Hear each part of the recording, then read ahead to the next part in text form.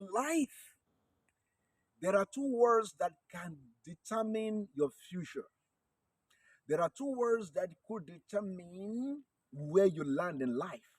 There are two words that can determine the peak of life you can reach. And those two words are no and yes.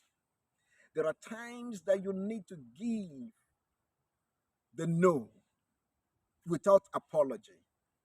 When somebody wants you to do something against your moral principle, against your religious understanding of things, somebody wants you to do something bad, you should be able to say no without apologies, no matter who the person is.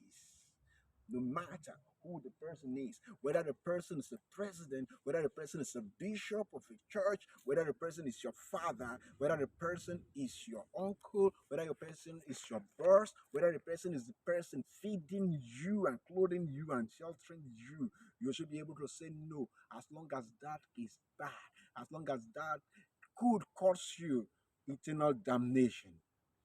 The reason is this: if you decide to play along and instead of saying that no, you become a slave, you become a miserable person, you may be enjoying that moment because of the material stuff you are getting from such a person, but the fact is, deep within you, your life is miserable. Why is it miserable? It's miserable because you are doing exactly the opposite of what you know you should be doing. And that is bad for you morally and physically.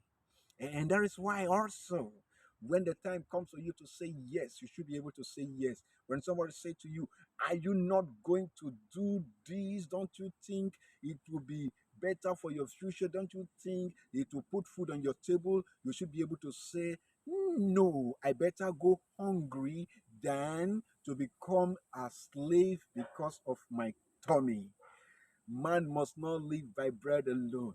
At the same time, the time may come where you would say yes. When somebody says to you, are you a Christian? You should be able to say yes.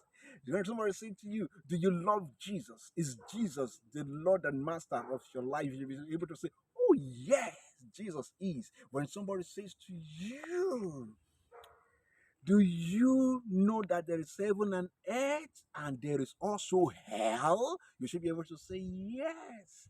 And when somebody says to you, do you know where you are going? As a Christian, you should be able to say yes. Because Jesus says, I am going to prepare a place for me. And when he's done preparing a place for me, he's going to come to pick me home. And so I am so sure where I'm going. I am sure.